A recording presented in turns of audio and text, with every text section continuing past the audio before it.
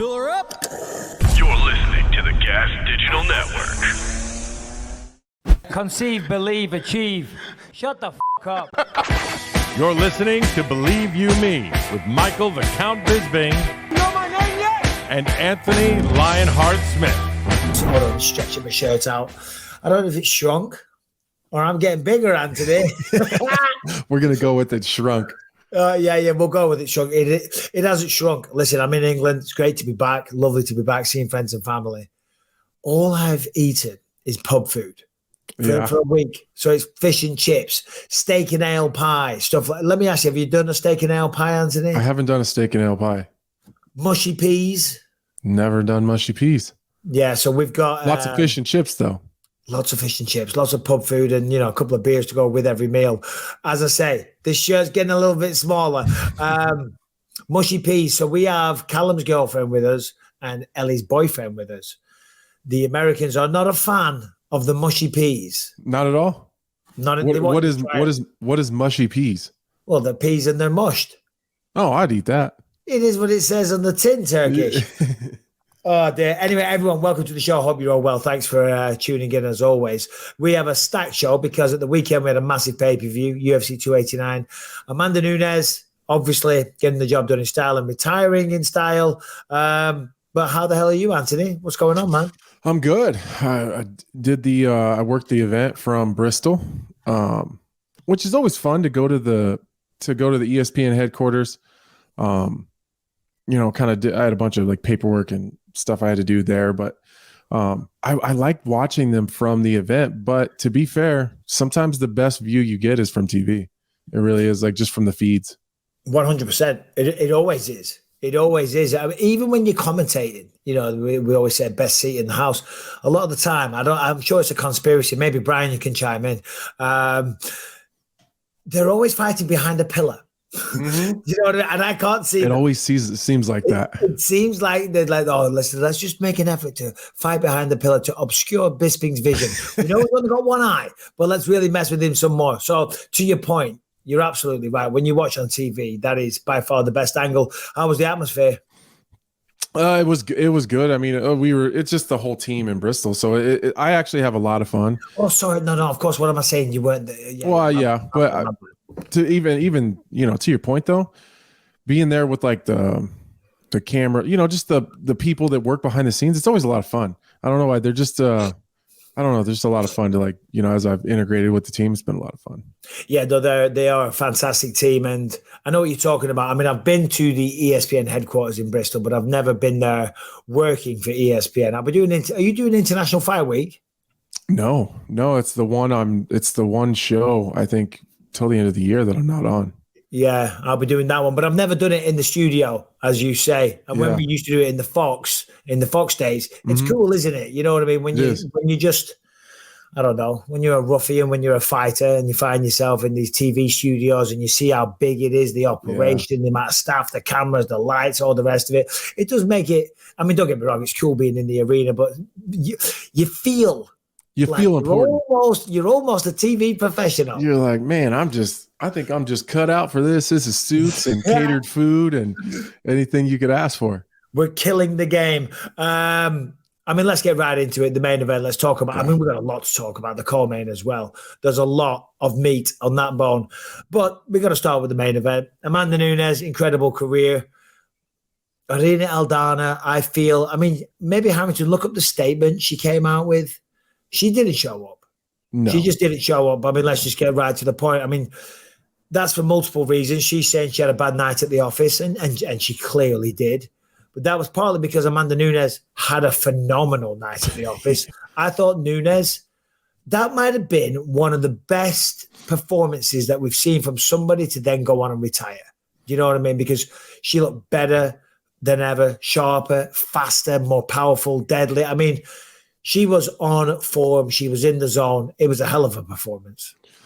It was an incredible performance. The only other person you can even compare it to is Habib. And as far as just 5 rounds of just complete domination and going out with 2 belts and on top, even, with money still left on the table. I mean, there's still the Julianna matchup. There's a lot of other stuff. And that part of it has been so fun for me to see the Julianna Amanda beef and the stuff they're saying in the media back and forth. And Amanda's so petty. And for whatever reason, I just love it. Like, she knows that she just cost Julianna a whole bunch of money and opportunities. And she's like, you know what? I'm not giving her what she wants, and I'm going to go sail off into the sunset. I said last week, I look forward to the day that she's going to retire. I got absolutely dumped on by the entire media saying, oh, he's looking forward to her retire. Like, just the way they write it. It's just the same shit. But my whole point was, did you see how happy she was when she finally got to lay those 2 belts down, put her gloves down, ran around in the octagon with her kid, pouring beer over her head? That to me is a person who's been looking forward to that moment. And I was so happy for her. Well, that's it. I mean, that's the fairy tale. That's what we all dream of. That's it right there. You know, that's it.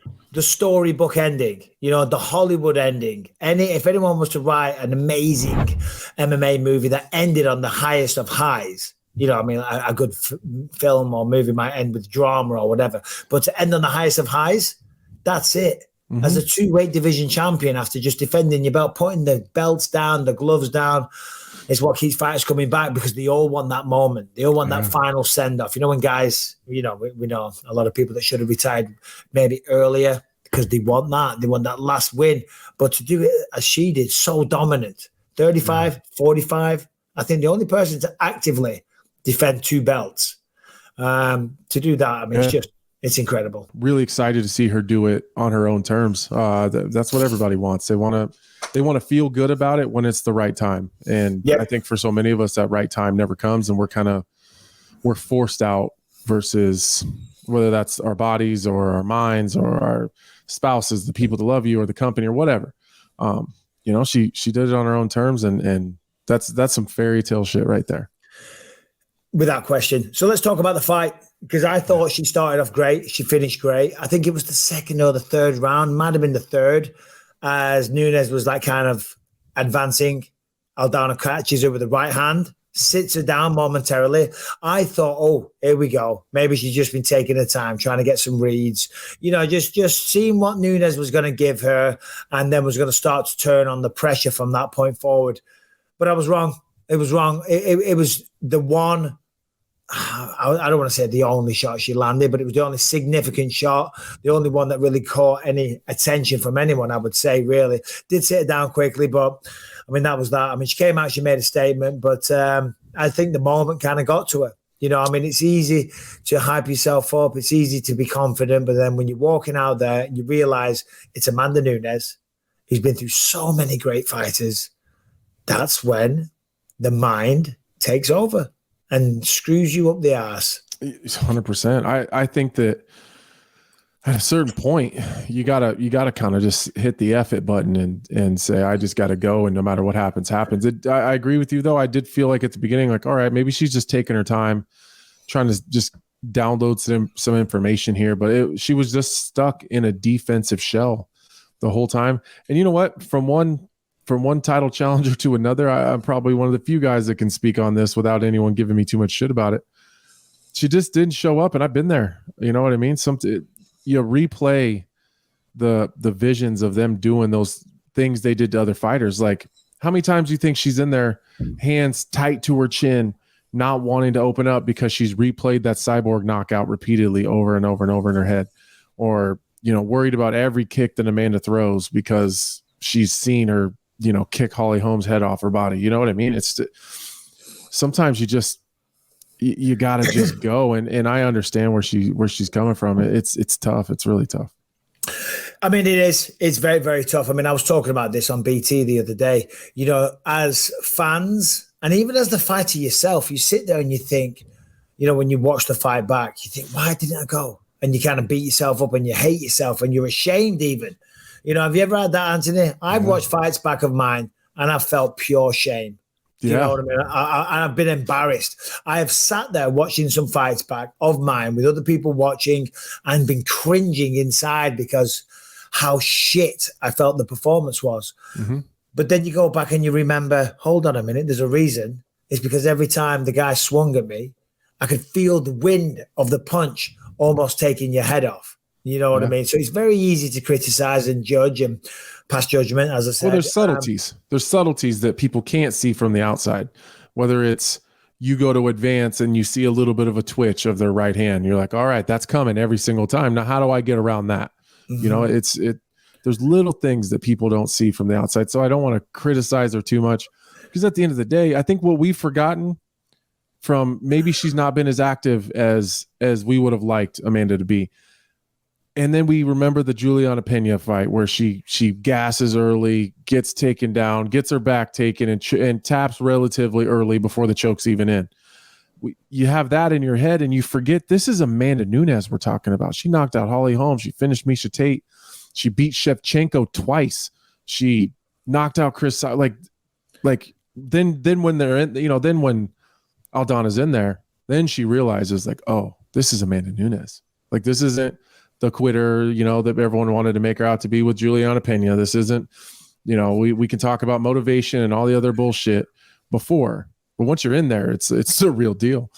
There's absolutely no way you can call Amanda Nunes a quitter. I mean, look, listen, just like you can't call Charles Oliveira a quitter. My God, we're going to get to that one in just a minute. Hall of Fame, without question. Mm-hmm.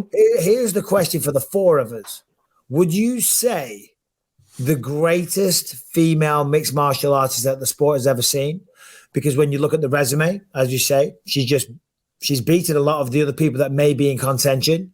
Chris Cyborg certainly deserves a mention, and she was on top of the world. She was the scariest woman on the planet at the time. She destroyed her in 51 seconds. Ronda Rousey, of course, she changed the face of the sport and inspired generations of women. So, of course, she deserves a special mention and will forever have a special place in the history of the sport. But she beat her very easily. Holly Holm head kicked her. You know what I mean? Do you think that was, up until this point, the greatest female fighter we've seen? Yeah, I think she's the greatest combat sports female ever. Yeah. And I think she's in the top 3 of greatest of all time, just with her accomplishments. You know what I mean? She's top 5 for sure, men and women. It's funny you say that, because on BT the other day, one of the lads said that, and I went, "You're out of your goddamn man." He said they might be the greatest of all time. Never mind women, men and women. And I was like, "You're having a laugh," But it's not a bad. I mean, top 5. I'll hear that one. Top 5 for sure. Because it is tough when you talk about Demetrius Johnson, who gets left out of the top 5 sometimes, and there's a lot of greats that get left out of that top 5 conversation. But with just the 2 belts thing, people could say what they want about the 145-pound title. Like, she knocked Chris Cyborg out for it. Like, regardless, that matters. You know what I mean? And I think the kind of undertone and what a lot of people thought was that, they kind of created that 145-pound belt for Chris Cyborg, right? Because she was such a wrecking ball of violence, and she went out there and destroyed her, and put an end to that, end to Chris Cyborg in the UFC, essentially, Listen, she's incredible. And one of the coolest girls you'll ever meet as well. Super you spend sweet. much time with her? Yeah, she's a sweetheart. She's fun. She's always smiling. She's always in a good. You always find yourself laughing and smiling when you're around her. She's fun. She's a fun person. She's got great energy. She's incredible. Had an incredible career. No doubt made a fair bit of money as well. So congratulations. Yeah. Travel the world with your wife. She's got another baby on the way. Another baby on the way. And doesn't have to go through the hardship of that, though. No, she doesn't. But I love that John Anik mentioned this on the broadcast, that I don't know if anyone else is listening cares, but they used Amanda's eggs for this baby. Oh, right. Okay. So then they implant the eggs in Nina. I think that's super cool. Yeah. No, it's amazing. Just a little Brazilian monster. It's awesome. 20 years from now, or 25 years from now, another Amanda Nunes. All right, guys, this weekend is Father's Day. And if you're looking for a perfect gift for your father, for yourself, for anyone that has a face, a chest, anyone that grows hair all over the body, they want to groom it, they want to look good, feel great, be sharp, and save 20% off and get free shipping, well, then you need to go to Manscaped. Manscaped.com, use the code Bisping20 and get yourself the Performance Package 4.0. We talk about this a lot because it's a phenomenal package that you need to get, okay? If you get it for your father, he will be Very, very happy. If you get it for yourself, you're going to be over the moon. Okay. And especially when you use the code Bisping20, going to get 20% off and the free shipping. Of course, it has the 4.0, the lawnmower. Okay. The game changer, the cordless body trimmer. And it also has a ton of other, features. It has, as you know, listen, the thing will not nick you. It will not cut you. It has skin safe technology, tough on the hairs, easy on the skin. But of course, the performance package comes with the lawnmower. It also comes with the weed whacker for those nose hairs, to keep you looking sharp all over. Okay, it also comes with a bag.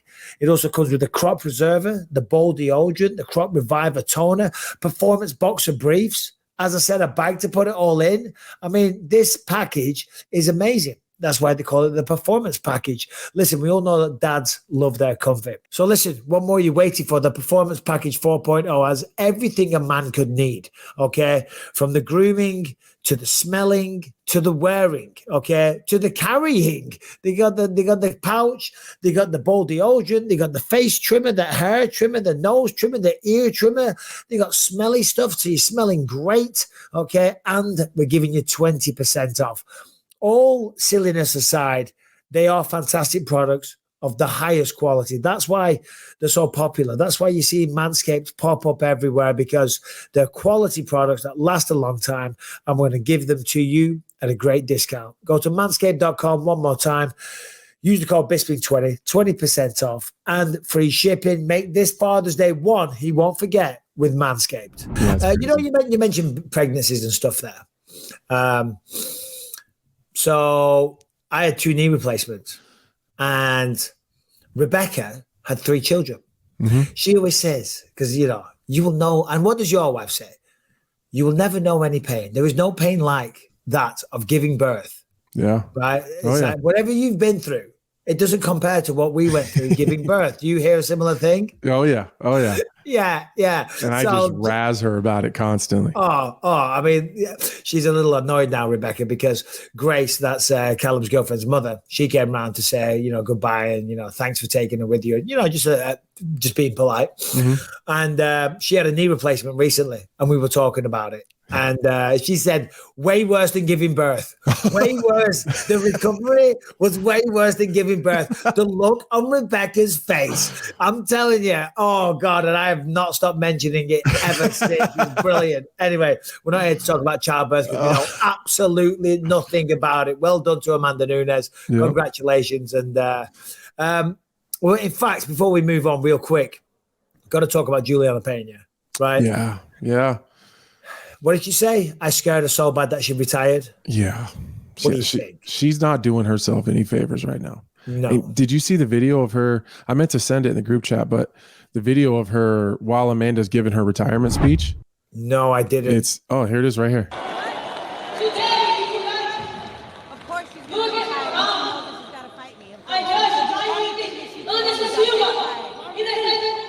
Don't compare yourself to Anderson Silva. Do not compare yourself to Anderson Silva. Raging. He's pissed. Yeah. So here's my take on it. Julianna Pena has always been a fantastic fighter. She's as tough as they come.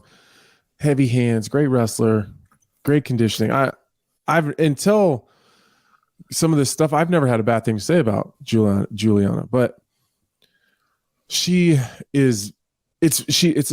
making it too clear that Amanda is her own, is what she's clinging on to be popular. Like she's never had this huge crazy fan base until she beat Amanda Nunes, deservingly so. Yep. But I was going to say that she deserves that, but you gotta kind of spread your wings. Without her feud with Amanda Nunes, she doesn't have anything left. And, I'm sure she'll probably end up being one that challenges for the title, and maybe she wins it, but she's just attached herself so much to Amanda that now that Amanda's retiring, she has nothing else, It's a very interesting point that you bring up, Ant, and I'm still struggling with my webcam alignment and my picture alignment. Sorry. It's an interesting point that you bring up and a valid one, I think. Because she is a great fighter and she's going to fight for the belt. Let's be honest. Mm-hmm. It's probably going to be her and Raquel Pennington. Raquel was the backup fighter, Pena was supposed to be the fighter. So, logic says she's going to fight for the belt and she's got a very good chance of becoming the champion again. So when she became the champion, of course she grew in popularity. She made some money. She became more famous and achieved something incredible. But you're right. I'm choosing my words very carefully because I might end up commentating one of her fights. Right. And I've got nothing against Julianna Pena. Nothing at all. See, I would have been nicer. I would have chosen my words a little more carefully. She hates me already anyways. Oh, does she? Well, that's okay then. So it's like, whatever. I don't know how she feels about me, but I like her. She's a great girl. I've got nothing against her. Yeah, I don't have anything against her either. I'm just speaking facts. She can't hold a bloody candle to Amanda Nunes. Is that the expression? A flame? A candle? Yeah. Whatever. Like that. Whatever it is. Yeah. Nah, she just does. Not in popularity, not in just overall accomplishments, and she's never had a title fight that didn't involve Amanda Nunes. So she kind of shits all over Amanda. Like, Amanda gave you an opportunity. You beat her fair and square. Nobody's taking that from you. Yep. You look great doing it. It was a fantastic performance. But then in the rematch, it was the polar opposite of what happened the first time. So it's like, I get it that you want to get that back and you feel like, the style change and the stance switches and all that stuff threw you off. That's fine. But like, that's what people are going to remember.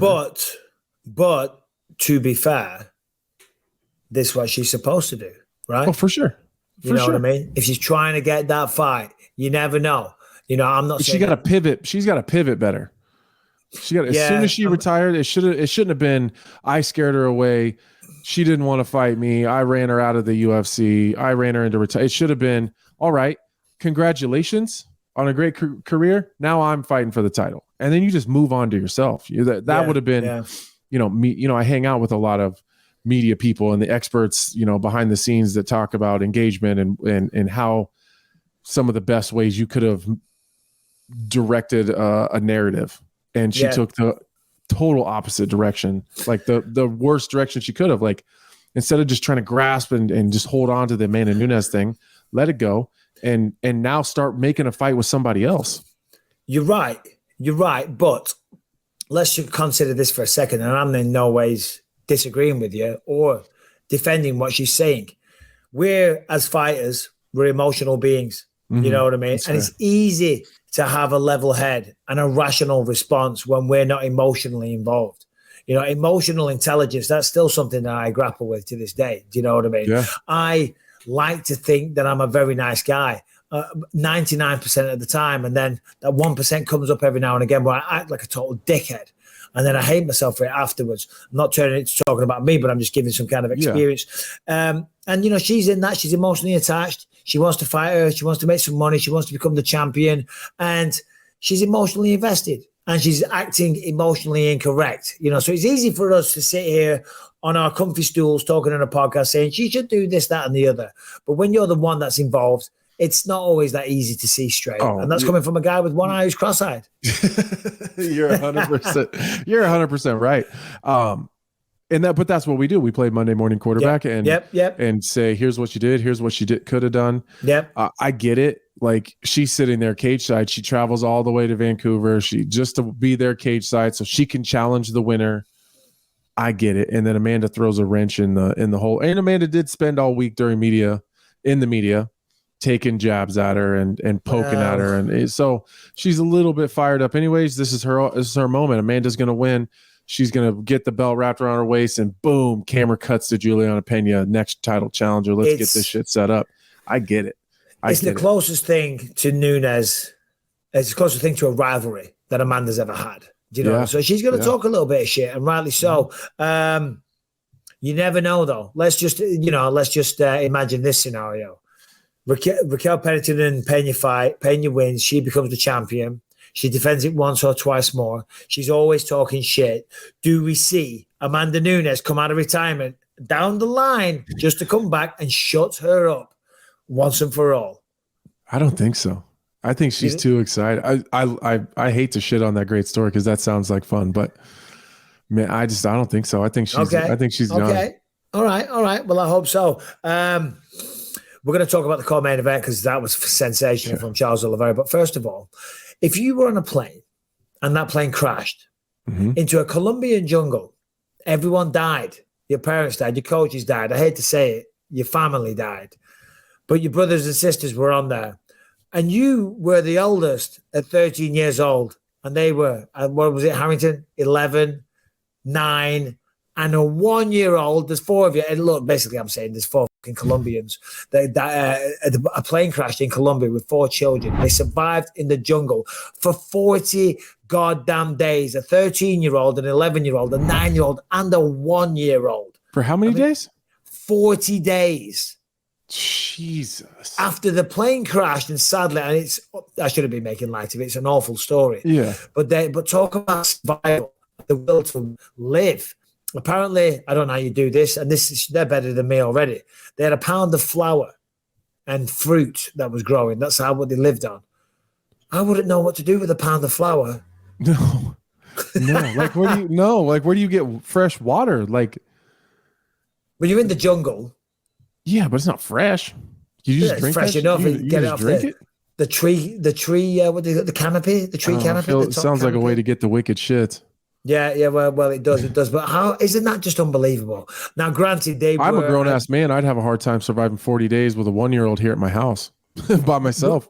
With a 1-year-old. That's the impressive part, Brian. It says that during the search, they were dropping boxes of food from helicopters into the jungle, and the kids may or may not have found those. Okay. So they expected that there were survivors, or thought there might be? Brian's like, we're not giving them too much credit. Yeah. They were having food dropped in, Michael. My God, slow your roll. No, so they searched the wreckage, and they found everyone dead. But obviously those children were missing.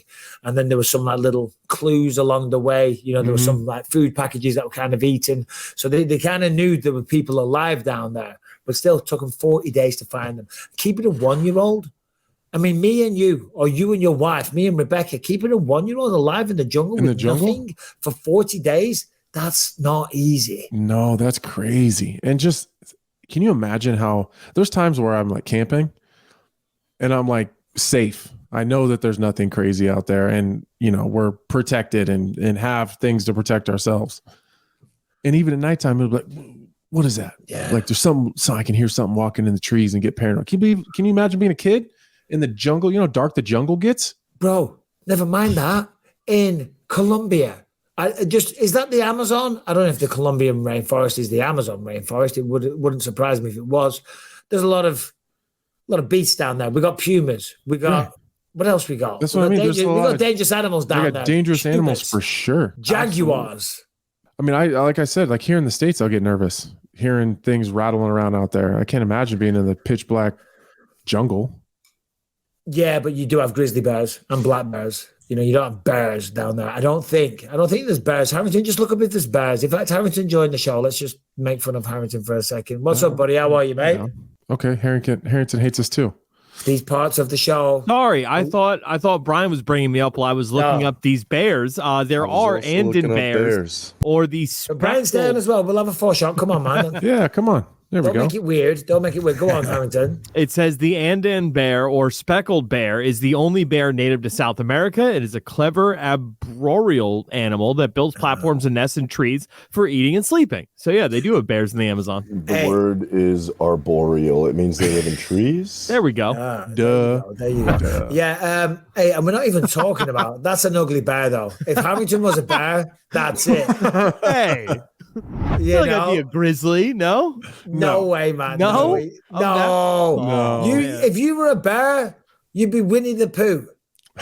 A little honey bear? That sounds awesome, honestly. Yeah, cute, friendly, a nice smile, maybe a little docile. You know what I mean? You're not like ferocious. You're not a grizzly bear. Harrington, just look up, or Brian, please, the top 5 most dangerous animals in the Amazon jungle, because obviously you got snakes, you got crazy frogs that you get super high off and can kill you, very poisonous. The kind of wildlife like those poison dart frogs. Yeah, we got giant centipedes, piranha, poison dart frogs, black caimans, which are big old crocodiles, green anacondas, electric eels, anacondas, jaguars, armed spiders. It says here. Armed. More armed. kinds of They got a Second Amendment in Colombia. Jesus. So I did read something about these kids. They like had grown up like ancestrally in the like in indigenous tribes, right? So like the 13 and 14-year-olds had spent times like living, essentially on the land, and that made them way more equipped to be able to survive for those 40 days. Yeah, I mean, yeah. still, 40 days in a jungle with a 1-year-old where there's spiders and anacondas and caiman and piranha and that's crazy. Yeah, I mean, they were from an indigenous tribe, so obviously they're a little bit more suited to these outdoor conditions than what you know how we long are, my kids would make it? How long would your kids make it at that age? How long would I make it? My kids would make it. It's hard enough for me to stay alive in the half mansion, let alone in the bloody jungle. No, my kids wouldn't make it 40 days without anything. No way. They wouldn't make it through Lent. Anyway, co-main event, Charles Oliveira, Beneil Dariush. Everyone likes Beneil Dariush. There's not a man on this planet or a woman. No man born of a woman, even, that can sit here and say Beneil Dariush is a jerk or he's not a good guy. He's just someone that you find it difficult to root against. On an 8-fight win streak, cruising towards that big title fight. Charles Oliveira, where's he at? Is he going to come back? Is he going to shock the world? Has he had his time in the sun? Is he over? Is he on the downslide? Holy shit. He was unbelievable. He was utterly unbelievable. And what was so impressive was, yes, when you lose your belt to Islam Makhachev, you could be forgiven for thinking maybe I'm going to be a little tentative. I've got to be careful. There's a lot riding on this. My career, if I'm ever going to be a champion again, is riding on this fight. Beneil Dariush is so technical. I've got to see what he gives me. I've got to make reads. I've got to look for openings. No. He just walks him down straight away, throws a goddamn head kick, lets loose. I mean, Beneil Dariush took him down, landed some ground and pound, sure enough, made it interesting. But this is the finish that we're seeing right here. And what was so great, of course, you throw the right hand, you throw the right kick behind it. That right hand wasn't even designed to necessarily land. That is just purely to set up their head kick because the opponent is thinking all about the right hand. They parry, they block, they slip, whatever it is. And when that punch threat is gone, they kind of momentarily, you kind of relax. You think it's over. And then all of a sudden, woof, shin on chin, flush to the mush. And that was the beginning of the end. It was. And Charles Oliveira has been, first of all, I'm going to start this off by saying this is my apology to Charles Oliveira. He has been an absolute thorn in my side when it comes to being an analyst, because you see the offensive prowess, you see the just ultimate aggressive just style that he has, the insane jiu-jitsu, but then you also see some of the holes in his wrestling a little bit, and then you see maybe some of the fundamentals in his jiu-jitsu a little bit. As far as positioning, you see the defensive responsibility not always there. And then you look at his opponent, like, where are they strong? Okay, this guy can wrestle. This guy's got heavy hands. Maybe he's a little bit more defensive on his feet. And I just find myself he's one of my favorite fighters. And I find myself picking against him. I picked against him with Gaethje. I picked against him with Poirier, and I picked against him with Chandler. To my defense, he was hurt bad in all those fights. He had to come back. Maybe not so much the Gaethje fight is bad, but had to come back and win. So then I'm like, all right, I'm no matter what, I'm picking Charles Oliveira. I don't care if they match him up against Francis Ngannou. I'm gonna pick Charles Oliveira because I'm done feeling like I'm shitting on him all the time when I don't want to. Then he fights Islam, and then he makes me look stupid because I just decided I was gonna just believe in him and stop and ignore what my eyes are telling me. And then he goes out and it kind of has a bad performance, or was injured, or says he was at 10%, whatever. And so in this fight with Beneil, I seen Beneil having positional dominance as far as the wrestling and the top game in his jiu-jitsu. I see he has heavy hands. He's willing to engage. He's a little bit more defensive on his feet. Like, all right. He kind of just doesn't make mistakes necessarily. He doesn't really make a lot of mistakes. So then he goes in and then he fights. I'm like, of course that was going to happen, because that's Charles Oliveira. I think what I'm missing is you have to have the ability or some skill set to completely stifle his offense. Just being good enough to defend his jiu-jitsu isn't good enough. You know, you got to be able to keep him there the entire time and not hold him down. In order to do that, you got to have an Islam type of wrestling game or whatever. I think that's what I'm missing, is that he's so offensive and so dangerous on his feet that you have to have something to completely stop that. And not a lot of people do. He's very powerful as well. You know, he is. that's something. New. That's yeah, newer. I was literally just going to say that's something that seems to have come over the last, since this new kind of title run, to be honest, because he was not a knockout artist. I think when you look at Charles Oliveira today, I was shocked when he dropped Michael Chandler. This man is capable of knocking anybody out. Right. You know, and I've never thought that before. No, a great Thai boxer. Vicious in the clinch. Of course, we know about the jiu-jitsu. Right. But now this guy, and he knows it and he believes in it. And you can see that from the way that he fights, the way he walks people down from the opening bell. He truly believes in himself and he's willing to take those risks, willing to put himself in harm's way to be able to land his shot. And that is what makes me such a fan of this guy. And then on top of that, the way he handled the post-fight post-fight speech with DC, right? Because he's got a little bit of charisma coming through. He's speaking a little bit of English, you know, and even when he was using Fabiano, the translator, even through the translator, he had the crowd eating at the palm of his hand, you know, who's the champion? And then the entire crowd cheers and roars and he jumps on the cage mid-speech and then comes back to DC. I mean, that man's a star. That man's a superstar. What he's doing, the way that he's fighting, and the way that he's really now showing who Charles Oliveira really is. Do you know what I mean? Yeah. It's a beautiful thing to see. I mean, he is, he's some man. He really is. To watch him walk people down every single time he goes in there. He got dropped in the Gaethje fight. He got dropped by Michael Chandler. He got dropped by Dustin Poirier. And he just got dropped and finished. It doesn't affect the way he fights at all, which is insane for the people at home. Like, anytime someone gets dropped or they get buzzed real bad on their feet or they get knocked out, there's a little bit of a gun shyness that comes with that later on down the road, where you don't want that to happen again. You get worried about it. Well, not just later on down the road, at the time. In the fight, do you know what I mean? When you get robbed, let alone taking months to get rid of it. If you got half a brain, you know, you play it safe. You dance around. Maybe you clinch, you coast, you stay away, you disengage until you've cleared the head. You know what I mean? Not Charles. He doesn't. No. He's like, yeah, I got dropped and finished in my last fight. So you know how I'm going to start this one? The exact same way. I admire that. It's almost retarded. It's a really bad it's not anything. No coach. I wouldn't coach him to do that. There's no way. If I was coaching someone, it's about, you know what I'm going to do? As soon as the referee says, I'm just going to go at him. I'm going to walk him down. I'm going to throw head kicks. I'm just going to unleash on him. I'm going to I like the confidence, buddy. Yeah. You know, but just maybe take be a little more time, strategic here. See what he's going to do. You know what I mean? This is physical chess after all.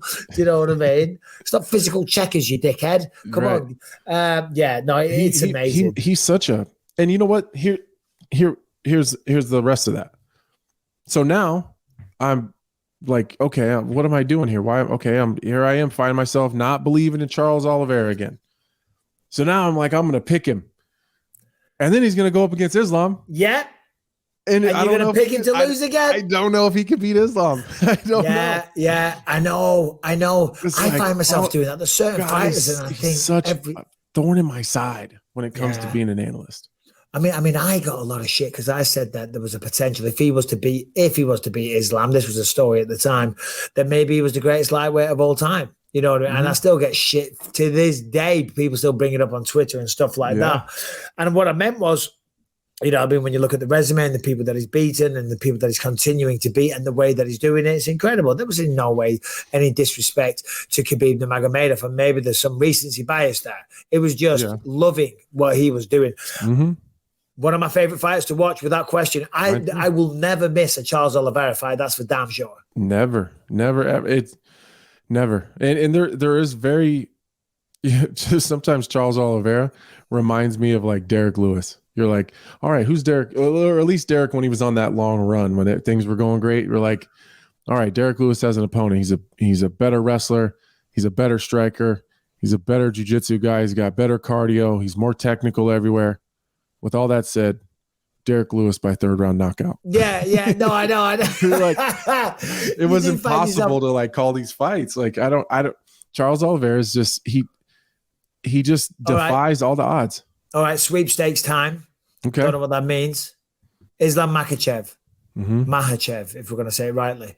Charles Oliveira, Abu Dhabi, unofficially. That's what Charles is gunning for. I'm sure UFC would like that. I'm sure Islam would like it as well. Yeah. I mean, Islam already beat him once inside 1 round. You're going to say, yeah, sure, okay, let's go. Because obviously we've got Justin and Dustin. You got to think they are the 3 front runners. Mm-hmm. Oliveira beat both of them, finished them both. And we're all big fans of Justin and Dustin.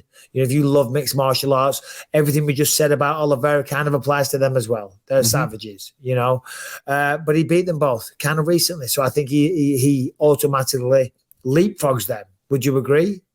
I do. I think it's a timing thing too, because they don't fight until, when do they fight? No, end of next month. End of next month. So October's pretty quick. If they're not fighting until the end of next month, I think it just comes down to the numbers, because I think we all know what's going to happen in that Justin Gaethje Dustin Poirier fight. Chances are whoever wins is not coming out of that uninjured. They ain't making a quick turnaround. They're not making a quick turnaround. No, that's a very, very good point. So it's probably going to be Charles. So it sounds like Dana, and I think Dana said in his post-fight kind of presser it did sound like he was kind of already making the fight. Yeah. What do you think, though? Who do you think wins? Real quick, let's go around the 4 of us, Harrington and Brian. Come on the screen, give us your predictions. I'm going to say, God, I don't know. Harrington, who you got? Oliveira. All right. You're just so sure. Brian? I mean, I have never picked Oliveira in a fight before, and every time I get it wrong, except like Anthony, that one time where I was like, of course he's going to win. So I guess I have to pick him this time, right? Well, I picked him last time. I was wrong. I've just kissed his ass for the last 20 minutes. Yeah, me too. And I'm going to say he loses again. Anthony. I mean, I just said I can't not believe in him anymore, and then 5 minutes later pick against him. And that's the weird thing. That's the beautiful thing about mixed martial arts. Yeah, it really is. It's such a. Yeah. I'm gonna say Oliveira, but I'm not confident. I just picked against him. Yeah. I can't do it right now. We spent a good few minutes talking about the dangers of the Colombian jungles and nothing to do with the drug cartels. And we were talking about the animals, the threat of the animals in the jungle. But that is not the only place where you might fall foul to a predatory beast. You might have seen it during the rounds. Have you seen this video of the woman or the man, eaten by a shark in Egypt? I think, you know what? I think I seen it scrolling the other day, yesterday. It is bloody awful. Oh. And this is in like a tourist area. I'm not sure. Harrington, just look it up, or Brian. It might have been Sharm el Sheikh. Oh, it's one of the big tourist hotspots down there. It's even worse when you hear it with the sound, but we don't need that on Brian. Is that like his legs flopping around too? Oh my gosh, how terrible. Yeah, he's getting tossed around, dude. He's getting thrown around. He's getting eaten alive, quite literally. Right, look at him like trying to get away, and the shark just takes a U-turn. Oh, right up on the face. And that's it. That's it. Game over. Game over. I mean, just terrifying. I mean, scenes like this make me think. But I do it just like I continue to pick against Charles Oliveira. I will jump in the ocean and swim, knowing that there's bloody sharks. No. I'm not a big ocean person. It's not a bit. I don't really like it because I don't like sharks. I grew up watching Jaws. But yeah. So we're going to the ocean next week. We're going to Orange Beach, Alabama, and my wife was like, "Okay, here's what we're gonna do. We're gonna get this." I had to do it. That's okay. My wife. I'm very childish. She wants to get this boat, and she was like, "We're gonna go out. We're gonna swim." I was like, "No, we're not." And she was like, a couple days goes by. She was like, "Hey, did you get that boat?" I'm like, "No." I didn't. We're not going on a boat. And she's like, why? And I said, there's sharks. She said, no, I looked it up. There's no sharks. There's no real sharks around there. I was like, it's the ocean. There's sharks everywhere. Then I Google it, and there's like a bunch of shark sightings right there on the beach, right in front of the place that we're staying. No way. It is a real concern, but at the same time, you got to live your life. You know what I mean? Yeah, that's why I don't swim with sharks. Yeah. People say you only get one life, bro. You got to live it. Say, I only get one. I want to preserve it for as long as possible. Right. You know what I mean? Enough damage to it as it is. You know, I'll be tomorrow. I'll be in the water, but I won't be in the ocean. I'll be in the nice rivers of England. So it's hot. I'm a big here. river guy.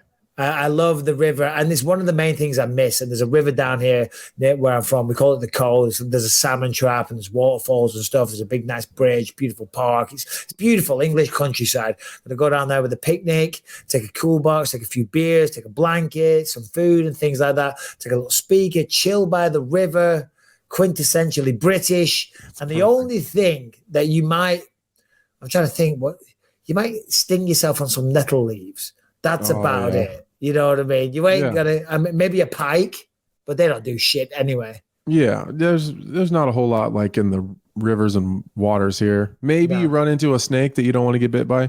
No, we don't have those. Maybe an otter. We get snapping turtles. Got to worry about those. Those will leave you alone for the most part, though.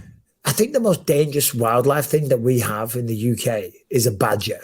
That's about as lame as it gets. No, badgers are badass. Badgers are pretty dangerous. No, I know they are. But I'm saying, but that's it. It doesn't get much better than a badger, or worse than a badger for the UK. Yeah. That's it, I think. We have mountain lions, but not a whole lot of them. Don't you guys have big cats? Yeah, we got some mountain lions. Really. We don't have big cats. No, really. No, we don't. You get like a rabies infested coyote here and there. We should introduce some big cats when we come out here and do the live podcast tour, and we'll get. We'll release Harrington into the wild, get him to mate with a domestic house cat.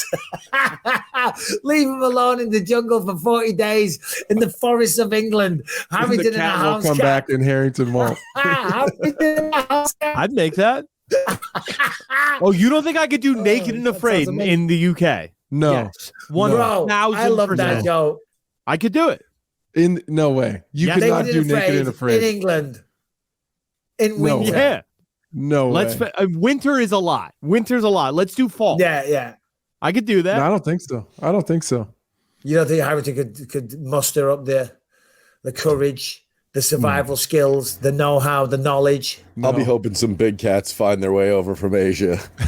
I don't know. I'd rather see him go to some domestic house cats. They're nasty little bastards. You know what I mean? Ian Harrington would not win a fight with a domestic house cat. What would you rather have? One big cat come and kill you quickly, or 100 domestic house cats just attacking you savagely?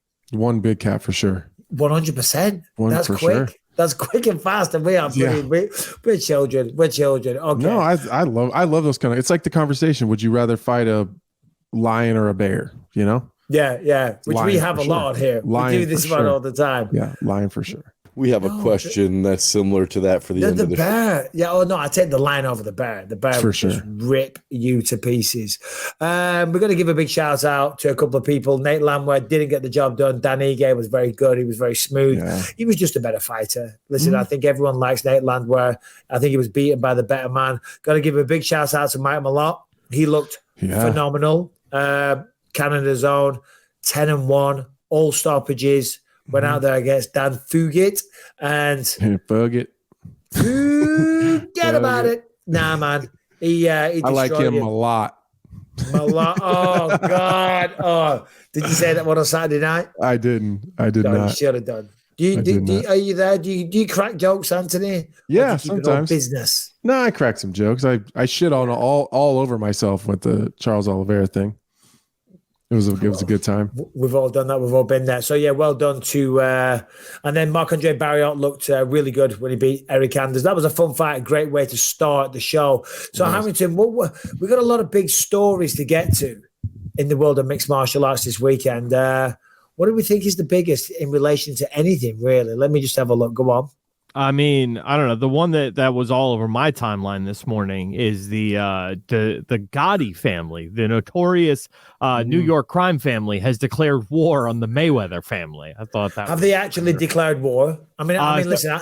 I think it's fair to say that every man and the dog, if they've been on social media, have seen the video of it all, the huge riot kicking off at the exhibition match. But things have escalated. Yeah, so there was also like a fight between TMT and the Gotti family backstage after that, which you can see here. And then Nicolette, who is John's sister, took to Instagram and in a story vowed to come after Floyd Mayweather's daughter. The grandson of, like, her daughter her son is the one that Floyd was carrying to the ring with him. So she vowed to come after that daughter, said it would take a year, 2 years, didn't matter, and then had some pretty choice words for her. Why is she trying to come after Floyd's daughter? What am I missing now? Just cause? Well, yeah, I mean, I guess after that, after the fight, the way it went down, she's just saying, look, like, that's a woman who's close to my age in your family, so I want to come for her. Yeah. I mean, look, listen. I mean, John Gotti, not that I know much about him. I know he's did a bit of MMA, and now he's doing a celebrity boxing match or exhibition boxing match with Floyd Mayweather. This is Floyd Mayweather's fault. You play with fire, you're going to get burned, right? You're going out there. What do you expect? The guy's not and then I'm not talking shit about John Gotti. He comes from, he's a bit of a gangster. He's from a very notorious crime family. Mm-hmm. And that's the whole appeal here. The whole appeal is that's why he's popular. That's why he's popular, right? You're not in there with boxers or even a Jake Paul or even YouTubers. You're going out there and doing these kind of bouts there, and they were talking a ton of shit, and then it stops and it all kicks off. What do you expect? You know what I mean? If it looks like a duck and it walks like a duck, it's probably a duck. Quack, quack, mother. If it walks like a duck and talks like a duck, it's probably going to shoot you.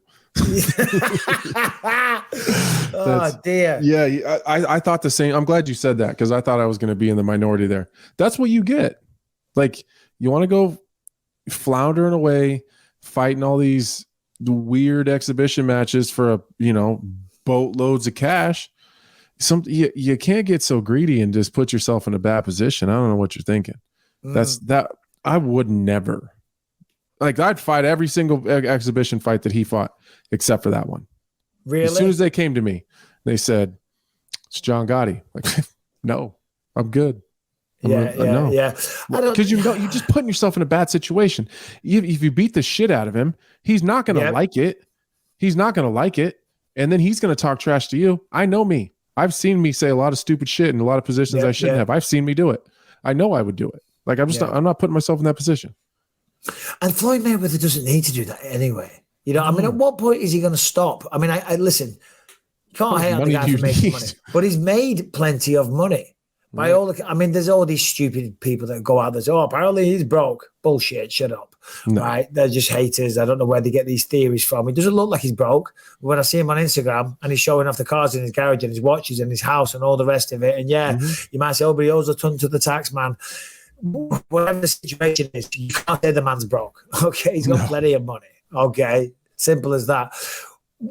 I mean, I get that he loves the sport of boxing, but I guess this is kind of goes back to my original point. What he's doing here is he's still trying to compete in boxing without risking his record. You know what I mean? He's trying to do it against people that are kind of notorious for something, where you're going to get your fingers burned. You know what I mean? If you're going to kind of take the piss out of someone and say, I'll box you, I'll beat you, but I'm not even going to give you a crack to take my undefeated record. I'm basically just mocking you from the very start to the very end. You know what I mean? I'm going to box you. You're not even important enough to actually box. You're the smaller. I'm by far the smaller guy, so I've already won. I'm not even going to give you a chance to actually box me and get me on your record. I'm going to talk shit. Do you know what I mean? Right? It's anyone that he fights, he's making a mockery of right from the start. And I'm not hating on Floyd Mayweather, but it's kind of how I feel about the situation. Dude, I've thought that these whole exhibition things are kind of weird anyways. They're just, if you're going to fight, just fight. Like, why are we... Yeah. I don't understand. But I'm sure that there's a lot of different, some of the rules are got to be a little bit of different, the rounds are different. It's weird. The whole thing's weird to me. Yeah. And have you ever had, And I don't even know, like, you don't even know that he's fighting. I had no idea that he was boxing John Gotti. I had no clue. No, I think I might have saw something. I think it, penetrated my subconscious at some point. I think I knew something, but I certainly wasn't aware when it was or any of the details. But same with all the rest of them. He had another one recently in London, I think. There was hardly anyone there. You know what I mean? So no one's watching him. So I wonder how they still generate all the money, like how they pay him. I don't know. I have no idea. Maybe some kind of tax dodge, something like that. Who knows? Yeah, I don't know. Not money laundering, but paying some big events company, pay a ton of money to him, and they write it off somehow. Yeah, maybe something like that. Yes, but I don't know where the money's coming from, because it's not from pay-per-views, it's not from buys, it's not from gates. That's for damn sure. No, it really isn't. Good friend of ours was in action at the weekend, Brendan Loughnane. We want to give a shout out to Brendan. Obviously, he went up against forgive me, what was the guy's name? Jesus Pineda. Yeah, Pineda. Got clipped real early. I think you do. I think I speak for everyone on the show, everyone that listens to the show. When you speak to Brendan, when you see the way he acts, the way he fights, but just the kind of guy that he is, he's an impossible guy not to like. Yeah. And we see it right here. Look, I mean, this is right at the start of the fight. A minute into it, they go in. It's a knee. Yeah, right here. Boom, knee there it is. clinch. Just got caught with the knee on the separation. Yeah. And that was that. I messaged him. Listen. Did he respond? He didn't. No. I get it. Yeah, I do. Yeah. 100%. Yeah, I was, all the fight part of it aside, he's a good guy. And I just really enjoy talking to him. So you always want people like that to do well. Yeah. So that was sad, and he missed the playoffs too, which is worse. That's the worst part. It's like he'll bounce back. It's not that big of a deal. He'll bounce back from the fight. And I'm sure we're going to see him come back. He'll do well, and he'll be fine. But it sucks he missed the playoffs. Well, it does. And it's mixed martial arts, man. That's essentially what I told him. I said, listen, man, hold your head up high. What you've done is incredible. A huge fan. I mean, even afterwards, he was so gracious. He went over and he hugged him and he was saying congratulations. He didn't look bitter. He wasn't angry. He didn't lose his temper or anything like that. Carried himself with absolute class. You know what I mean? So that's why I think so much of him. And that's essentially what I told him. This sport is a motherfucker. Yeah. It's a motherfucker, Yeah, I'm sure Pineda is very, very good, but I'm also sure that you could probably beat him. And if you compete again, you probably will. Who knows? But on those kind of situations with this sport, again, back to Charles Oliveira, back to, I don't know, it's so unpredictable. It really is. So, yeah. Anyway, you see the news about Deontay Wilder and Francis Ngannou? No. What'd I miss?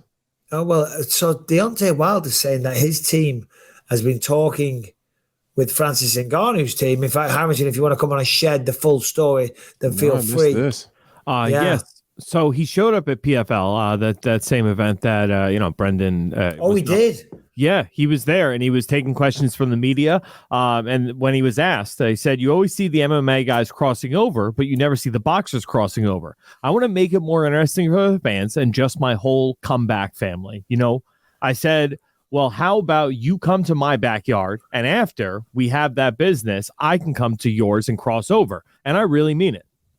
Wow. Well, I mean, does he mean it? I don't think he does, because the caveat is that you come and box me first. You first. First. That's the oldest trick in the book. Of course it is. You first. No. What is that? I think it would sell better if he came to MMA first, to be honest with you. I think Deontay Wilder and Francis Ngannou is a more competitive matchup, and more interesting in many ways than Tyson Fury or any of the other names, because Deontay Wilder has freakish power. We know Ngannou does as well.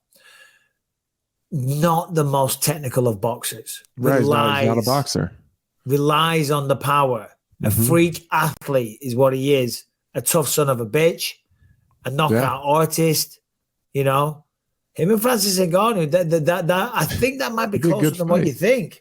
I think so too. I still would give the edge to Deontay, obviously, but it's a more competitive fight for sure. It's one I'd watch the Tyson Fury Francis Ngannou fight because I would have to, because we'd have to report on it and talk about it, and and do all these different shows and whatever. But I wouldn't do it just because I'd be so interested in the outcome. The Deontay Wilder fight I would get just to get, because I'd be really interested in how that would go. Could you? I am very willing to entertain an argument that Francis Ngannou would knock out Deontay Wilder. I am not willing to entertain that. I mean, in terms of he's always got to punch his chance against, let's say, Tyson Fury. Of course, he's always going to punch his chance, but I believe that chance goes up to a 60-40 against a Deontay Wilder, whereas it would be. I think 60-40 is a little liberal there. I don't know. Oh, really? You think that's too much? I mean, I'd probably go 80-20. I mean, there's a chance, maybe 70. In the middle of a cheeky 70-30. Yeah, I'd meet you in the middle at a 70-30. All right. But it's possible. In the Tyson Fury fight, I feel like that's a relative impossibility. To be honest, now you mentioned that, Deontay's way faster. He's so fast, and he's other than faster. Weight, he's equal in size. Yeah. He's like 6'6". Yeah, but bro, long arms. That second Tyson Fury fight, he weighed in at like 205 pounds. Yeah, he's skinny. I mean, talk about the power that guy has at that weight. It's insane. Like he's under 210. Like, doesn't he's that piss lighter you than, off? It pisses me off so bad. Yeah, I know. As two guys that have spent their entire life, you know what I mean, trying to do that, they're just walking around with those skinny little legs. Yeah, with those little legs, knocking people out left, right, and center. Like, Tyson. How much Tyson Fury weigh? Oh, I mean, which version? The 400-pound version or the 275 270, 280 right now? Something like that. Yeah.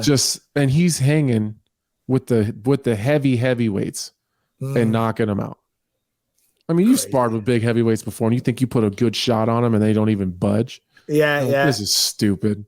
No, it is stupid. It is stupid. Harrington, what news are we missing? We're going to have to keep it a shorter one. I'm not saying we're finishing the show right now, but I want to make sure we get to the good stuff because it's past 11 o'clock at night. I'm in the bedroom, so everyone can't go to bed. So, and I've had the door get open and say, how long are you going to be? We're going to be a bit longer, Rebecca. Okay, so chill your boots. But what are we going to get to, Harrington? Probably the biggest story from, the start of the weekend. Conor McGregor showed up to a Miami Heat game and bollocks to this. Fuck this. Fuck this. We're not talking about that.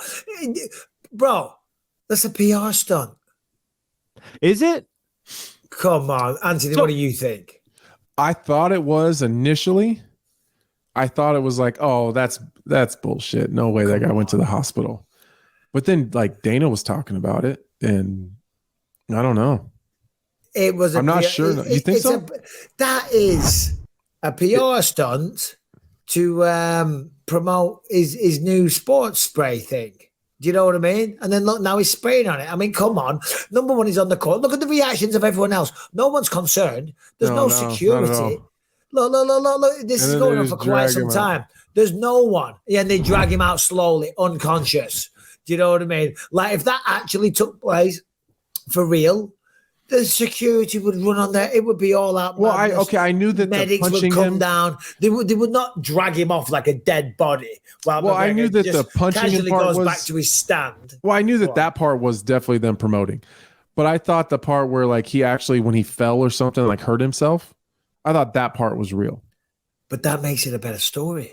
That makes it. You know what I mean? That's because you haven't got to be an expert in Brian's conspiracy corners to know. I think what happened is when he hit him with that ground and pound shot, he hit him way lower in the costume. I think he punched him in the face. Yeah. I mean, but so if Brian's conspiracy corner, you think it's legit? The whole thing's a bloody PR stunt, bro. Ladies and gentlemen, if you are an entrepreneur, if you're a businessman or a businesswoman, or you just want to take your business online, whatever it is that you sell, you need to have an online presence. You need to have an e-commerce platform, but obviously that sounds time intensive, sounds expensive, sounds very, very complicated. Well, not anymore. That is where Shopify comes in. Shopify is the commerce platform revolutionizing millions of businesses worldwide. We talk about these all the time because they're fantastic. They do everything for you. They make it so easy. Okay, they let you accept every major payment method straight away. They have customer service 24/7. They have an extensive business course library for you to learn and grow. Shopify is there to support your success every single step of the way. As I said, whatever it is that you're doing, you got to be online, okay? Not just in your local area, not to the people that you know in your network. 7 billion, is it? 8 billion? I don't know. There's billions of people on the planet. You need to be targeting all these people. Shopify makes it really quick and easy. More importantly, makes it very, very cheap. It also lets you sell across all the marketplaces like TikTok, Instagram, Facebook, whatever else there is out there. I'm not the biggest on social media these days.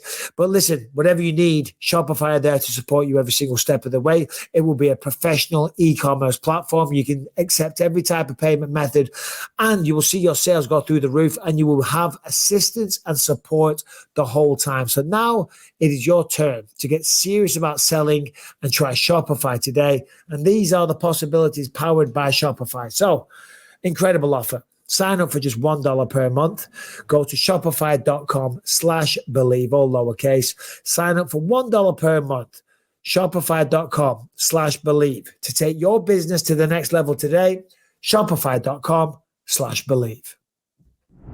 You know, segue of the year time, once again, that did go down in Miami at a Miami Heat game. And I do love going to a good basketball game. It is probably my most favorite American sport, I would say. But anyway, another local of Miami is one Jorge Gamebred Masvidal, who was, I don't know, this is again, another bad acting, another scenario, another conspiracy, another load of shit that we're getting fed. Masvidal pulling up on Jake Paul's warehouse property, whatever. Did you see this? I did. And I thought this one for sure was real. No, it's bullshit. Oh, right. Thank you. Yeah, it's total bullshit.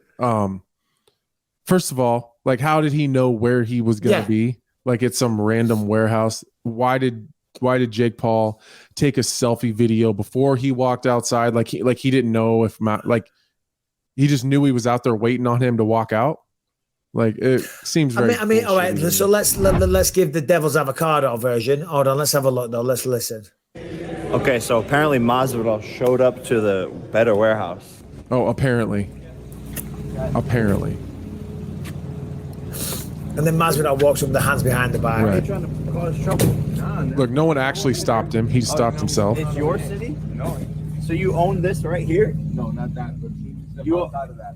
So you And they own just the let whole him thing? drive through the gate? Right out So, but what? Yeah, you've been exactly. saying a lot on Ariel Helwani.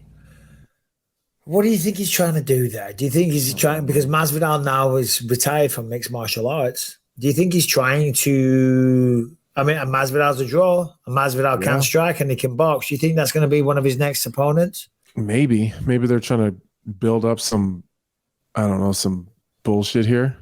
Yeah. I mean, look, as you said, at the end of the day, what is this? Masvidal went on Jake's podcast right after that. So I think it was just a promo for the podcast. Oh, okay, Harrington, well, maybe you could have told us that in person before you put it in the notes and get us to talk about it and make dicks out of ourselves. Well, now we look like geniuses because we knew that shit wasn't real.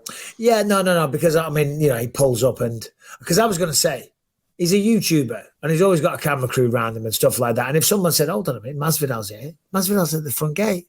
Oh, yeah, I filmed this shit. Let's get this.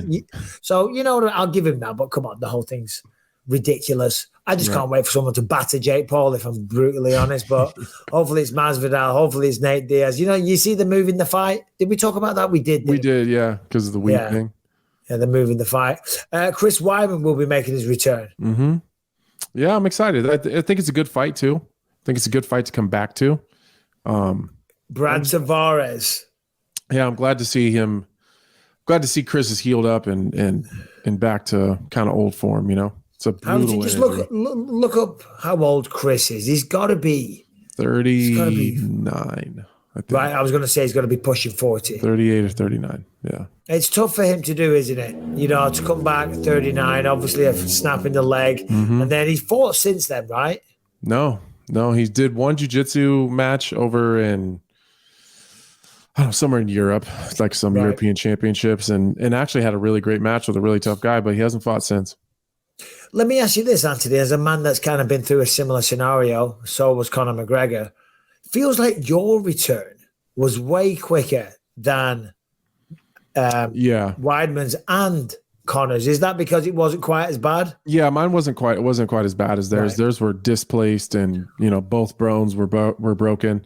Mine was just in a lower, different spot, so it was a little bit easier to come back from. Still tough, but it was easier than what those guys are dealing with for sure. Yeah. I think I saw a quote, and correct me if I'm wrong, where Weidman said that what he's going to do is when he goes out there, the first thing he's going to do is throw a right low kick as hard as he can, just so he knows and he can get that doubt. He can get past that worst part. I think him and Tavares should just have a gentleman's agreement.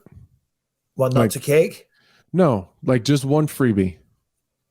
Like, what, just let me kick you? Just let me kick you one time really hard, and I'll let you kick me back. Yeah, but what if he breaks his leg? Well, he's only going to break it on like a hard check, right? Yeah, but he might be, but I don't know. But what if he like really damages him and that's the end of the fight? You could end the fight with one hard low kick, one free kick, a free kick. I did that one time. Oh, did you really? Jimmy Crute. Oh, shit, you did. You beat the shit out of his leg. Yeah. Shout out Jimmy Crute. Shout out Jimmy Crute. I like that guy. Yeah, me too. I don't know. That's what I would do. Like if I was fighting Chris Weidman, I'd be like, listen, there's no reason to break your leg on a check. If you really feel like you got to get one in, like don't throw the hardest leg kick of your life. Don't tell me about it first. Don't throw the hardest leg kick in your like straight to my shin. One, I don't want the calf kick. Two, like don't do that to yourself. I'll give you one. You give me one. We'll call it one freebie. No, you're right, because number one, you did tell him about it. And secondly, when you're throwing it as hard as you can, that's what we always say. You don't look for the knockout shot. You don't think about power. Right. Power is something that you possess. When you actively try and generate maximum power, you telegraph it, you tense up. You know what I mean? When you're nice and relaxed and flowing through and you whip the shot, when you whip the kick, when you whip the punch and you get the torque and the body mechanics perfect, that's what generates the power. When you're really going to hit always going to hurt something now. You're always going to hurt something. That shit. Could you imagine Brad Tavares checks it? Yeah. And he breaks his leg again? Does he have a titanium shin bone? He does have a titanium shin bone. All right. Well, it probably won't break. It might bend. Yeah. Well, I think he has rods. I don't think he has plates. Right. He's got rods. Bend it like Beckham. All right, look, listen, I apologize, ladies and gentlemen. We've got a show in today. We're going to keep it to a shorter one. It's my fault. I apologize. But I'm getting hassled by the lady. We got the information in. We got the information. We talked about it. We talked about the fights. Long live the memory of Amanda Nunes. Congratulations, Charles Oliveira. Congratulations, Charles. Those kids in the Colombian jungle, they're the real champs this week. Yeah, they won the title this week for sure. They won the title. They're the world champion Colombian representatives. Ladies and gentlemen, we will be back with another show on Thursday. Until then, be well. Take care. Subscribe and ring the bell. Oh, by the way, we will be doing a question special on Thursday. If you have a question, please remember to send it in to bympod@gmail.com. Hamilton. And if you're listening on iTunes, Spotify, wherever you find podcasts, make sure you're subscribed. Leave us a 5-star rating, positive review. It really helps out on those platforms. If you're watching on YouTube, make sure you're subscribed to the channel and you hit that notification bell to find out whenever a new video drops. And if you want to catch over 400 episodes, you can't find it anywhere else, completely ad-free and totally uncensored. Head to gasdigital.com. Use the promo code BYM. Get yourself a 7-day free trial. Check out over 20 great shows on the network. Boom.